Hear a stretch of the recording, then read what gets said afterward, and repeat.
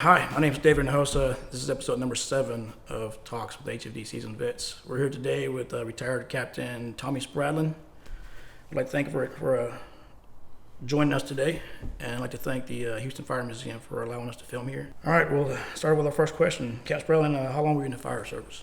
I started the academy September the 8th of 1981 and retired June. I went off the books June 11th, 2011, so it was 29 years, 9 months, and a few days. It's almost 30.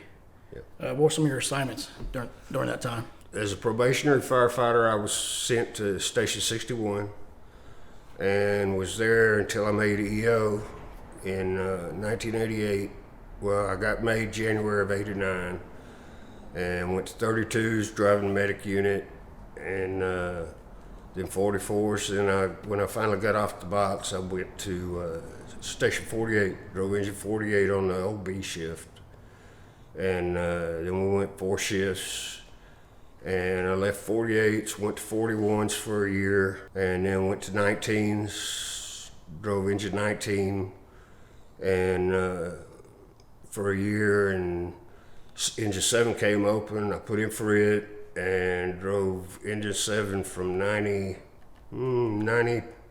or 92 to 1989, 98 98 when I got promoted to captain. Mm-hmm.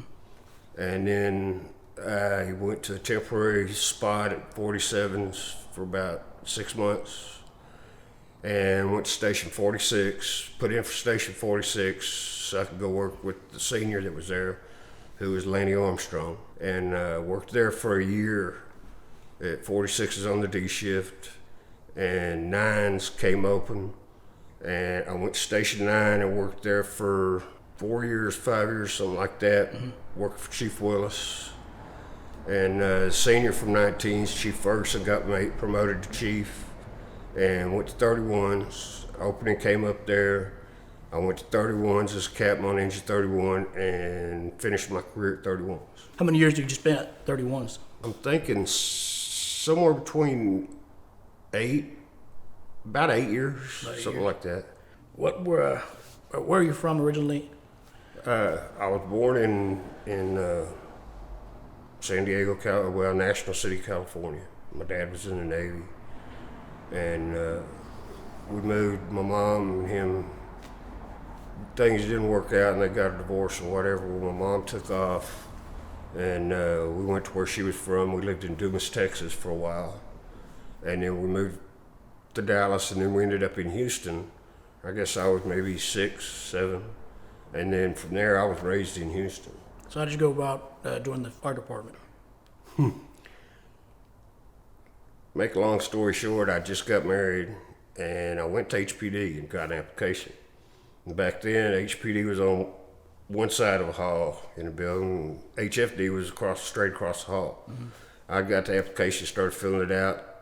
Told my wife I'd got an application. We knew a couple of people from where we went dancing that were in the fire department. She says, "You go to the police department, I'm gonna file for divorce." Okay. So I went to fire. She said, "Why don't you go to the fire department?" So I went, got an application for the fire department. I didn't know nothing about the fire department. Didn't really care at that time. Yeah. Went to the academy, got to the station. My first fire, I knew that was what I wanted to do. That was it, your hook? Just circumstances, and then once I really got a taste of it, that was it. So do you remember your first day as a rookie at the station? Oh yeah, I can remember it like it was happening right now. How was that? What was that like? I reported at 18:30, and I've always gone to work. It's just the way I was raised, at least an hour early. Mm-hmm. I go pulling in the back parking lot at 61s, and there's a guy out there washing his truck. I start to get out of my truck, grab my gear, and all of a sudden the PA comes on. "Fresh meat, rookie in the house." I said, "Oh my God, what did I get into?" And we made a couple of boxes. The captain said, "When you hear a tone go off, you better get on the pumper." Our pumper chauffeur was Mike Davis, and he never used a clutch. He hit the start button on that, both start buttons on that pumper, and it was starting as it was rolling out the drive. He said, "You better be on there and be hanging on." Well, we made a couple of runs. The 2100 booper goes off. I run out there and put my quick hitches, my pants or my buckle coat on, my pull-up boots, and all the guys are standing out there and they're laughing at me. And it was a box. So we made that. We made a couple of runs that night. Didn't really make any fires, and that was just something that stuck with me. Was that guy walking out there hollering fresh meat. It was like, oh God, what did I get into? It ended up being one of my best friends. Yeah. What was the job like back then? Oh, it was great. You had to know your job. Captain made sure he told you. If you don't know your job, you don't know what you're doing, I'll get you fired. I'll fire you. He said, "Hey, you're a grown man. When you find out what you're supposed to do, don't make me have to tell you." He says, "Once you learn, we make a fire. Don't make me have to tell you what line to pull." He said, "If you start to pull something I don't think you're pulling the right one, I'll tell you. But you need to learn this job and know what you're doing." He said, "Because if you don't, that's somebody's life." Yeah.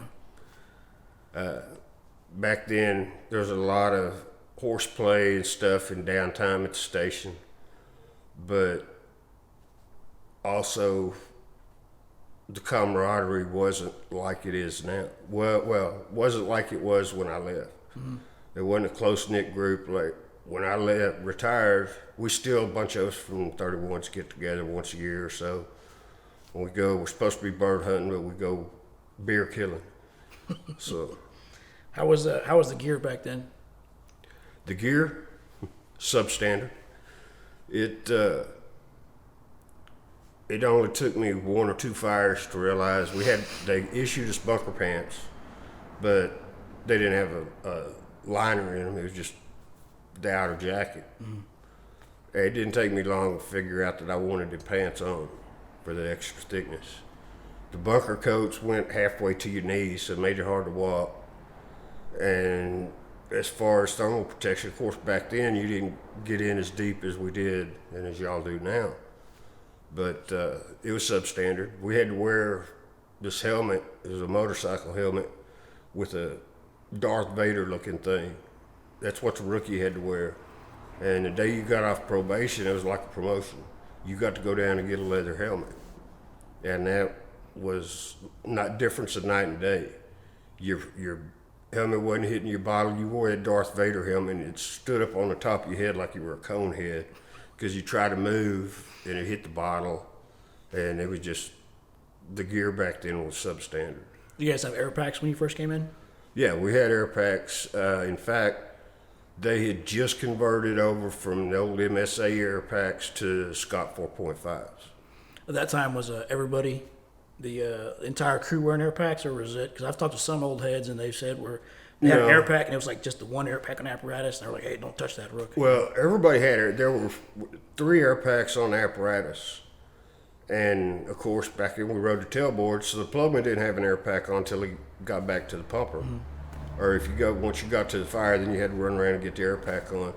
The captain I worked for, he'd have it on, but he never hardly ever used it. But he always told us, said, "Somebody, one of y'all better have your air pack on and ready to go when we get there.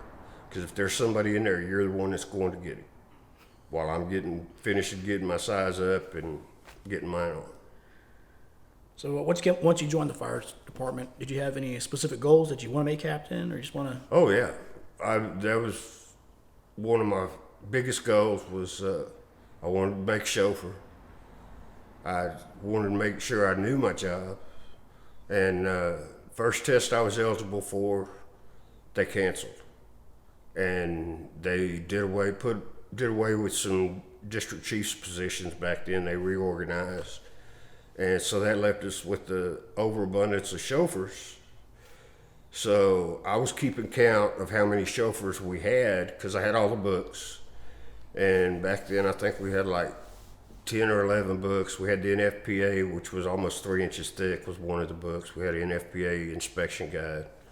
So when we got down to the last 2 roving chauffeurs, I started reading. Like any minute now. And the guys, they'd come back there and jack with me, and I cooked a lot, and they'd come in there and start jacking with me while I was trying to read. And so I told them, I'm gonna quit cooking if y'all don't quit messing with me. So don't ever make the cook mad. That's it. Me and another guy did most of the cooking, and he was a good cook, and I knew how to cook before I got in the fire department. So I studied and studied, come out number 21 on my chauffeur's test.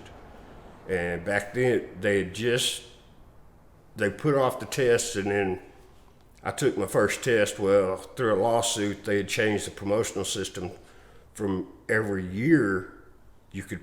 Once you'd been in rank, you could take the next test, which was yearly, to 2 years.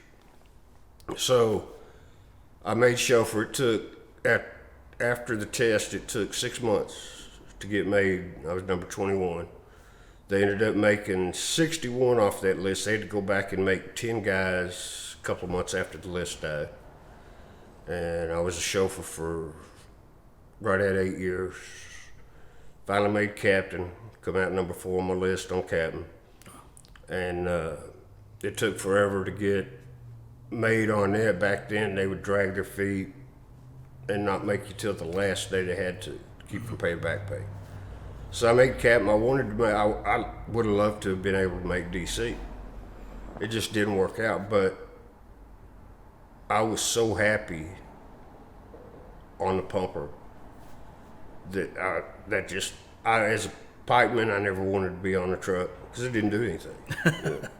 So, but yeah, my goal was to make DC. It just didn't work out that way. So most firemen like to call themselves aggressive. What does aggressiveness mean to you? Aggressive means getting in there and getting it, going to the fire, and not going inside and going to the fire, and not walking around finding the window, breaking it out, and squirting water through the window. So do you feel it's an important part of how we do business on the fire ground to have a high level of aggressiveness? Every fire. Well, I say every fire. If it's obviously a defensive fire, you're not going to be as aggressive because as an officer, your number one responsibility is your crew. Mm-hmm. And if it's defensive, you risk a lot to save a lot. If it's already defensive, why risk your men getting hurt if you know there's nothing to save? If the building's not savable and you know there's anybody in there. If somebody's in there, then it's you bust your ass. Do what you can to get in there until it runs you out. So as an engine company officer, did you have a tool of preference to carry with you personally? Or I know most captains, some do and some don't. I always liked to have flathead axe. I had bought mini Halligan, and I always had that. In fact, guys laugh about it, my little Halligan tool. But I always had that, and through some classes that I'd taken in reading, and through the Saving Your Own, I took the Saving Your Own when it came through. I was the DTO, so at the time. And back then, all the DTOs had to go through a short Saving Your Own class. Mm-hmm. And it was, the fire department was supposed to be making it mandatory where everybody had to. And then funding, and that got cut. But you look at it a different way, that's not a forcible entry tool. That's a forcible exit tool. The flathead axe or the mini Halligan? Any tool. As long as you've got something to make an exit point to get out when you get in trouble. To me, the flathead axe was more versatile than anything because you've got the cutting edge, but at the same time, you've got a sledgehammer just about. Right. Use the flathead, the flat side of it. It's a striking tool. I can't tell you how many times in my career I saw people trying to hit a Halligan tool to pop a door with a pickhead axe. It don't work. Yeah. And that comes back to knowing your job. You just shake your head in disgust. My little Halligan tool, it had a kind of like a K tool on one end. I watched a truck crew one time go through 2 saw blades trying to cut open a door at a store. Had an accordion metal door on front of it. And when we come out, we'd gone in and put the main part of the fire out. It was in our second alarm territory. Well, the original box alarm was out on the fire. So we ended up being first in what probably should have been our third alarm territory. We go straight in, the fire was obvious. The door was busted open, the glass was busted out. We knocked it out. We come out and they're over there cutting and cutting and cutting. And I left my tool sitting on the seat of the pumper. I usually wore a truck belt and it didn't hit the circle when I put it on. Told one of the guys, I said, go get my Halligan off the pumper. What? So they get my Halligan, come back, and I popped the lock off. Just like using a K tool. Yeah. Stuck a screwdriver in there, unlocked the door and opened it. And guys are looking with their mouth open. They get one dimensional where if something don't work, keep trying it. And if something don't work, you got to change your tactic and try another way. Right. Sometimes the easier way is not as obvious as it should be. Yeah. One of the questions I had when you were saying that is you were saying if there's someone inside, you're going to be super aggressive. You're going to try to get inside and save those people. Mm-hmm. And if there's not someone inside, then you can your primary responsibility is your crew, and you can kind of back off a little bit. Well, what if you don't know? I mean, isn't that the majority of? That's why you go inside on every fire, but there are obvious defensive fires from the get-go. I mean, I had a district chief. I was fortunate enough to work for chiefs that said, if you think you need it, use it, get it. If you pull up there and think you need a second, we're going to need a second, pull it. If you pull up there and you need a line, lay it. I'm not going to question what you did. I may ask you later on, take you to the side and ask you why you made that decision, but I'm not going to question your decisions. That's your job. And I had that happen one time with Chief Willis. 9's the first day we had the E1 pumper. We just put it in service that morning. We made a building fire blowing out every window and every door 3 stories up. So I went on location, laying the line, told Engine 1 to come in and hook up to our line. Chief Willis heard that and pulled a second. Right off the bat, before he even got there, he said he knew when he heard me laying the line that it was going to be a big fire. So it's just things like that. But if you can go in, you have to go in and make sure nobody's in there. I don't care if I got caught my second day at Sevens. Me and John Crotchett went and made this house fire right down the street. And we pull up, and literally I had to get out of the pumper and walk to see which house was burning. The smoke was coming out, being pushed straight down to the ground. We get up there, and we should have thought of something when the door had 2 deadbolts and no doorknob. And all windows were boarded up. Well, we start kicking the door and ended up kicking the bottom panel out, take the line and go in, and all of a sudden, Crotchett disappeared. I hollered, John, where are you at? He hollered over here. He heard somebody. As a homeless guy, they had started a fire in the back of the house to keep warm. It was January. He heard a guy. Well, as we got the guy to the front door and shoved him out the front door, got back to the line, Captain Chavez, who's Chief Chavez at 26s now, was coming through the front door, and it lit off. Boom. So it knocked him off the porch out into the yard. Kevin Carley was driving the pumper.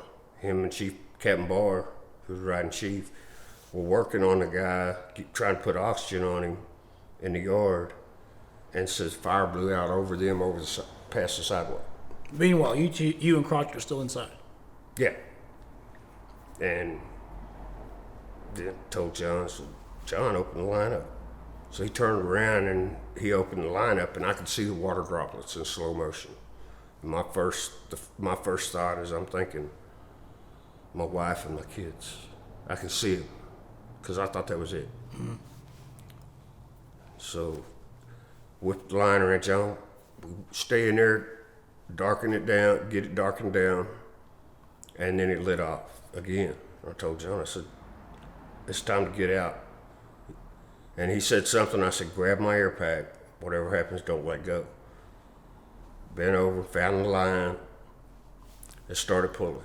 And as we got to the door, 25s was coming in with the dry line because they knew we were in there. Mm-hmm. And it was like two rams hitting head to head. We won. We come out, checked each other. We were fine. Our gear was a little worse for wear. But we were both fine. Geared back up and went back in.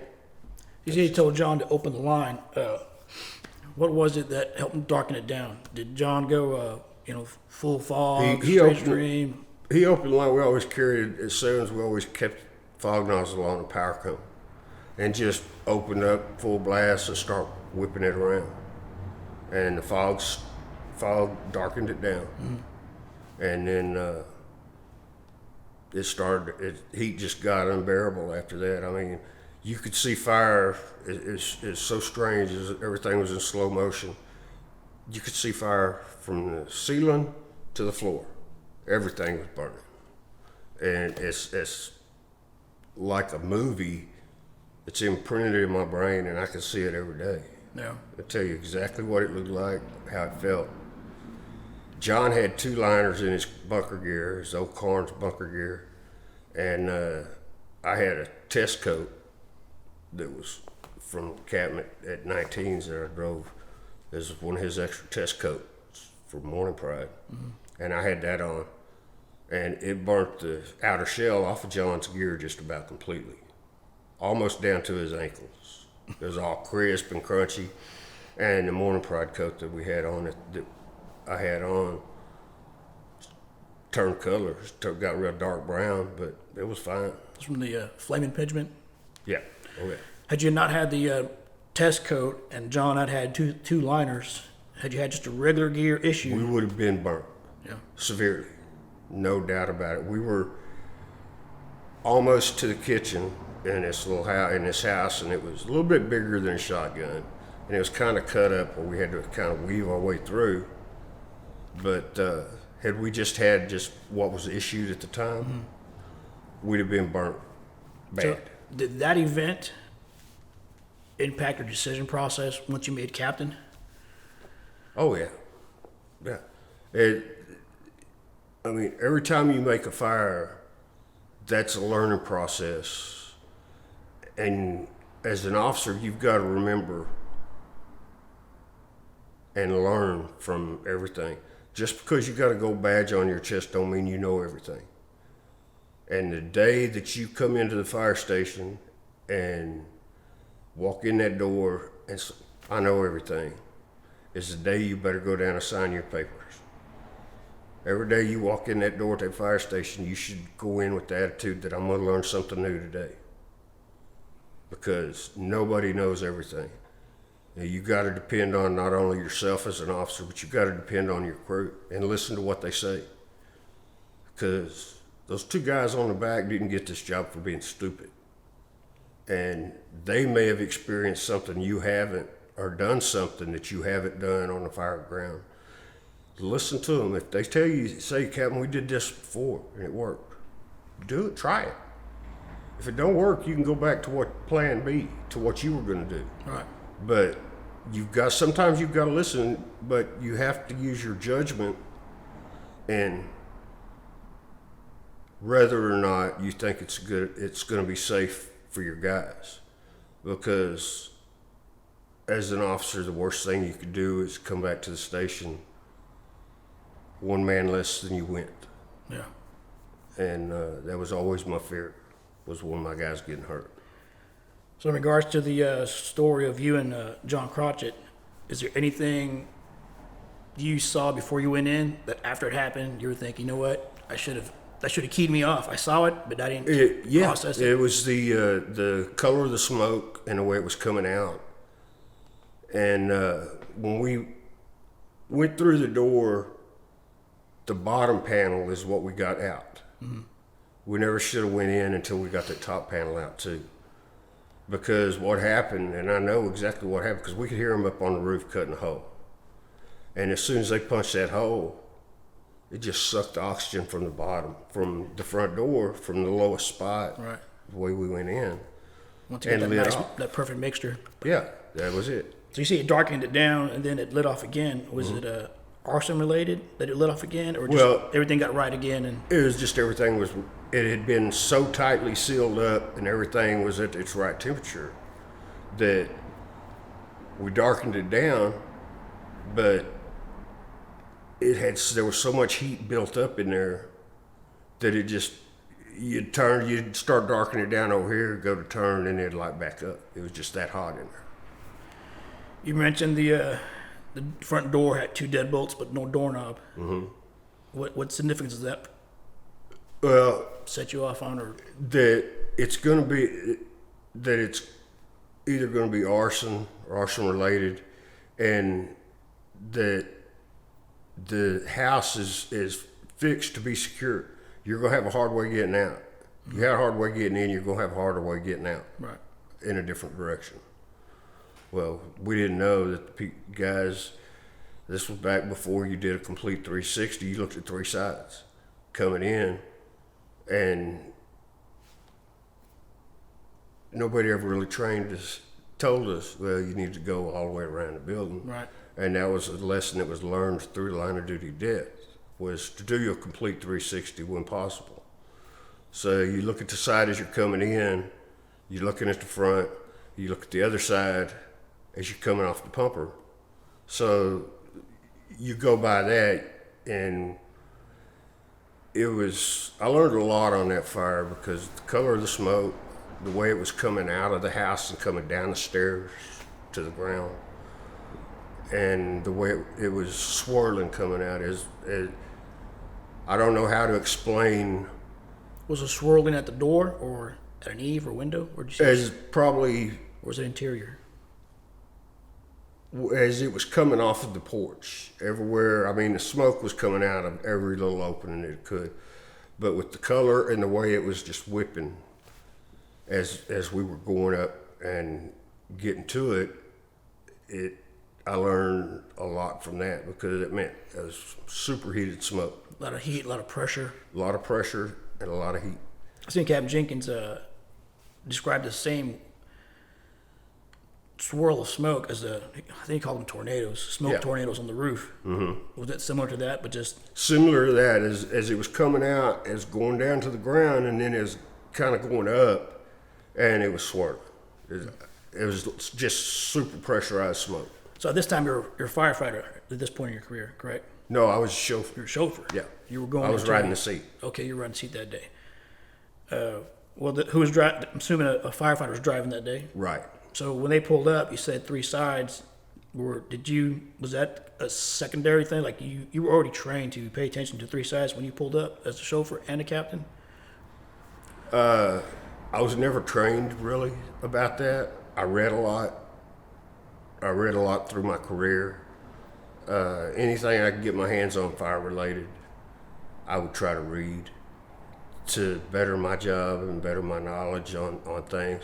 And that was just one of the things that I learned. Now, as an EO, I learned you got to think of things coming in, is you got to think about where that truck is coming from.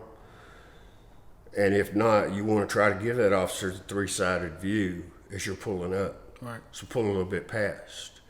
But if the truck's coming from the opposite direction, you've got to stop short. Yeah. Because the truck needs to have the number 1 position in front of that fire for access to his ladders, lights, fans, everything. Did you ever use the VS technique where they go in through a window? Oh, yeah. Use that quite a bit? No. I did it at a fire on debit day at 2's. We made a great big house. We get up there and we beat on the door and beat on the door and beat on the door. Fire's blowing out the windows on one side of this house. We can't get the door open. We can't budge it. I mean, when you hit that door with the tool, it was solid, like you were hitting the concrete. So finally, I told them, back up, we're gonna have to go through the window. So we go over, the guy on the nozzle told him, I said, hit it, shoved him through the window, climbed in the window and went through. It ended up being a door that was about 2.5 to 3 inches thick, and it was from one of the old buildings around the Alamo or something from that time, and that they had imported to the house. Wow. Yeah, it was solid. That's the only way we could get in there. And then once we got in there, got the fire out, it had a pocket door that divided that part of the house, which is what stopped the fire from spreading. And the varnish had melted on that pocket door, and it was stuck. So we'd have had a hard time getting through that door. And it went smoky. We'd have been trying to search, and we'd just been looking for a door. There would have been a wall to you in the Yeah, smoke. it'd been a wall just about. So So I know you've said you had cancer. Mm-hmm. Can you tell us about that? What kind of cancer? And I had no carcinoma. I had got the hiccups. And I know it sounds funny, but I got the hiccups and had them 24 hours a day for right at a week. wow, And go crazy. I'd had an episode like that once before where I had it for like 2 days, and my doctor said there's nothing you can do about it. Well, my wife called our doctor, and he said, you need to take him to the emergency room. So they took me to the emergency room, did chest x-ray, gave me antibiotics, told me I had pneumonia, and sent me on my way, told me to go see my doctor in 3 to 5 days. Mm-hmm. So I go see my doctor, and he checked me out, and he said, signing me out, and he said, okay. I said, oh, they also said I had pneumonia. I said, what? Who said that? I said, the emergency room. At the emergency room, they said, that's what it was. He said, wait a minute. So he leaves the office, goes out, pulls up my x-ray, walks back in, slaps my file down on the desk, and sits down, looks at me and says, you don't have pneumonia, you've got cancer. He said, I need you to stay here for a little bit. I've got to make some phone calls. It's okay. So he made some phone calls. About an hour later, he sent me to a specialist down in the medical center at Kelsey. He said, I've got you in to see this guy. I need you to get down there as quick as you can. So I called my wife. I said, yeah, they want us to do some tests. I'll be home later. I didn't tell her. Yeah. Went and saw the doctor, came home, and I told my wife. And that was pretty hard. It's pretty hard when the doctor says you've got cancer. You think, that's it. It's the end of my life. Yeah. But I made up my mind at that moment, it wasn't gonna beat me. I was gonna beat it. The hardest thing was telling my kids. I had 3 kids. And we were trying to find out what all we were gonna have to go through. And one of my wife's nieces went to school with my daughter, and she heard them talking about it. And she's at school and says something to my daughter. We didn't know what happened, what was going on. We got a phone call from the school, said, y'all need to get up here. And my daughter was hysterical. So here we are trying to figure out how to tell them. And then she finds out through somebody else. And that was a hard day, real hard day. So how long had you been in the fire department by that time? Let's see, from 81 to 99, what's that, almost 20 years, maybe? Was it that long? Somewhere close to about 20, no. I guess it was about 16, 17 years. Would you say it was job related? I don't know. I smoked like a freight train. Yeah. I think it was job related, especially now with the statistics on cancer and firefighters. every day we're hearing a news of somebody else. And I've lost some good friends to cancer. I just found out the other day a friend of mine's got cancer, somebody I know through the fire department. And I think it's from the fire department. And used to, as soon as I get my air pack off, I took it off. Yeah. I just in the way.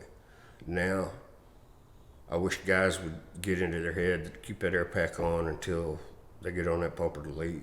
So after you're diagnosed with cancer, and you say you'd come back to the job while you're still getting treated, correct? You're still getting treatment for your cancer. You still Yeah, can't work. I came back to work. My chauffeur, I called in sick the first day, and he called me. He said, "What's the problem? What's going on? Something's wrong." I said, "No." I said, I'm having a bad day." They didn't know about it. So I went to work the next day, and they knew something was up because my whole career, I think I'd taken off maybe 4 or 5 days sick time. Mm-hmm. So when I went in, that morning I had roll call, and I told them. And I didn't stop working until the day before I had surgery. I worked through chemo, radiation. Luckily, the chief that I worked for, I had to go to radiation 5 days a week, and then I scheduled my chemo for days that I was off, for the first day that I was off on my long days off. And I had a real good chief that would let me off for an hour here, an hour there to go take radiation. And then I took off day before I had surgery, which was, I had surgery the day before my 40th birthday. Had right upper lobe, 3 ribs, a lot of muscle, nerve taken out. I've got plastic in my part of my rib cage on the right side now. And I think I was off 8 or 9 weeks and came back, and the guy said, to this day, my chauffeur, the guy that drove me for so long, he said, "You came back too soon."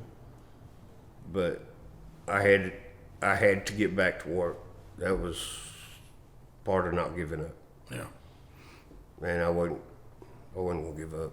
So once you came back, after your diagnosis and surgery, did, let's say, like your overhaul procedures change? Did you have your guys wear air packs, or at that time you still didn't know if it was job related, or? We didn't really wear them that much more during overhaul. We were still warm until the fire was out, and then during overhaul we didn't wear them that much unless it was real bad or there was a chemical. We could tell there was a chemical involved. Right. Back then it wasn't a big awareness on what all was burning in there like we're aware now of some of the things that are burning. We knew PVCs in there and stuff were bad, but we just didn't realize even then how bad it was. Yeah. So what changes do you think need to be made in order to and prevent guys from this point on getting cancer?